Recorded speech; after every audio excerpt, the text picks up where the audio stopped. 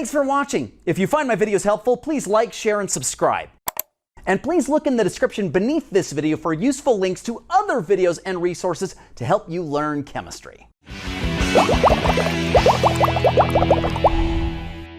For today's video, I'm going to teach you how to answer the question shown here. I invite you to pause the video right now and try this question on your own first, then hit play and I'll show you how to do it. For the sake of answering this question, I tried to draw a picture trying to illustrate what the question is saying, that we have these three different gases in three separate containers, each of which has a volume of 22.41 liters at standard temperature pressure, or STP. Now, what can we conclude from this? Well, as I'm sure you know, at standard temperature pressure, or STP, links in the description below for a reminder, 1 mole of any ideal gas will occupy 22.41 liters. Thus, if we have this same volume for all of these, how many moles of each of them do we have? Obviously, 1 mole. So that begs the question, if I have separate containers, 1 mole of each of these gases, are the masses of each individual gas all the same? The answer is no, because each of these elements has a different atomic mass. For example, helium's atomic mass is around 4 grams per mole.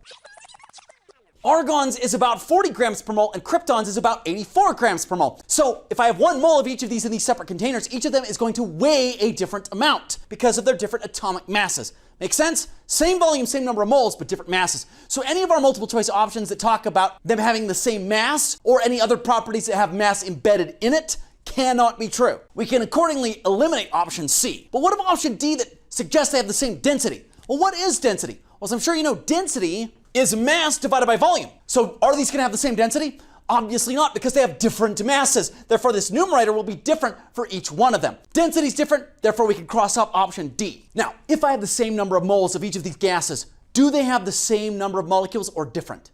Yeah, they both have the same number of molecules because moles and molecules are proportional to each other through Avogadro's number. Same number of moles means the same number of molecules, not different. Hopefully that explains why then this question's correct answer is option A.